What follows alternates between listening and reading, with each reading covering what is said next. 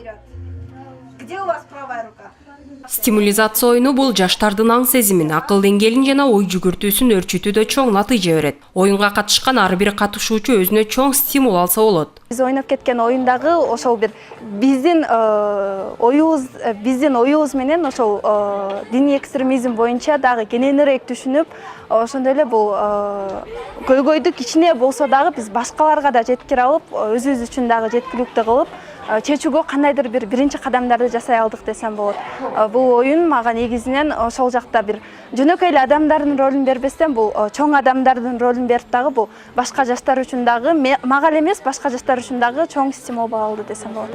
Бириккен Улуттар уюму тарабынан демилгеленип жаткан Жаштан долбоорунун Достук кемп кербенинин Ысык көлдүн Саруу айыл аймагындагы иш-чарасында айыл элинин жаштарына кызыктуу оюндар менен мастер-класстар уюштурулду. Өлкөнүн өзөгү болгон жаштарга мына ушундай формалдуу эмес билим берүү багыты дагы чоң роль жаратат дешет адистер. Эгерде азыркы жаштар мектеп программасын жакшы ийгиликтүү аткарса, алардын мүмкүнчүлүгү бар кесип тандоо боюнча, жогорку билимдерге өтүү боюнча. Бирок ошону менен бирге формалдуу билим берүү менен чектелбеши керек.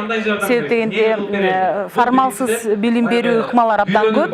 Бүгүнкү иш-чара жаштар стан деген. Бул деген ошол формалдуу эмес билим берүү алуунун бир түрү. Себеп дегенде эркин форматында абдан кызыктуу спикерлер могу жерде өзүнүн тажрыйбасы менен бөлүшүп жатат. Жаштандын мүчөсү Саруу айылынын алдыңкы жаштарынын бири Телегей Нурланова долбоордун аркасында бир топ ийгиликтерди багындырган. Долбоор менен иштөө бул аябай сонун нерсе экен.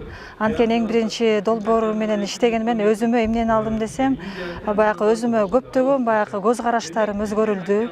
Кандайдыр бир өзүмө бир чектен чыктым десем болот. Анткени биримде жаңылыш, өзүбүзгө бир дарбаза куруп алат экенбиз. Да болбойт, кыла албайм, колуман келбейт деп. Бул долбоор ошол өзүмө ишенүүнү жаратты. Кенедей нерседен чоң нерсе кылса болот экен. Жөн эле мындай айылда деле иштеп атып деле баягы тынчтыкты коруп, ар кайсы жолдору менен, мисалы үчүн искусствомду, өнөр менен, билим менен, топ менен иштөөнү үйрөттү. Мындай айтканда көптөгөн тажрыйба, практика алдым десем болот.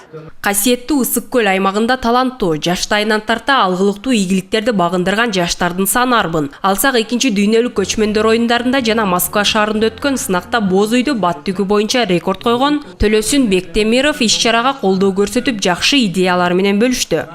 Биз бул боз үйдү бат тигүүнүн максаты азыр жаңы айтып өткөндөй ошо ар бир айылдарда бул көл, нарын тараптарда дагы баягы бар.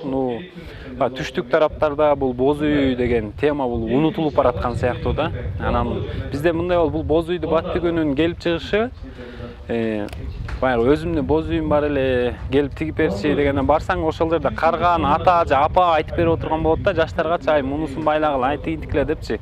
Анан ойлонуп көрсөм, көп жерге бардым, көп жерде ушундай болот да, ойлонуп көрсөм бул ата апалар өткөндөн кийинки жаштар бул боз үйдү жасамак жүрсүн, тиккенди билбей калабы деген максатта биз ошону жайылтуу жок дегенде боз үйдү тиккенди элге жайылталы деп бул Шамдак айлар командасын түзүп көчмөндөр оюндарына баягы бул идеяны Алтынбек Аскарович ошол да себепкер болуп ушул идеяны колдоп көчмөндөр оюндарына киргизгенбиз да. Мисалы үчүн азыр көпчүлүгү эле баягы билим албагандыктан көп жакта чет элдерде миграция жолунда баягы иштеп жүрүшөт да. Эгерде кейсип алып, ошол окуп, билим алса дагы баягы бөтөн элдин кулу болгучу өз элиңдин бийи бол деген сөз бар го. Баягы кейсиптүү адам, бул өнөрлүү адам өлбөйт дейт. Ынтымакка жана биримдикке өндөгөн Жаштан долбоорунун Достук кемп кербени Саруу айылында билимге умтулган жаштардын саны көбөйсүн деген максат менен жаш палаталарды отургузуп Ысык көл областындагы иш сапарын жыйынтыктады.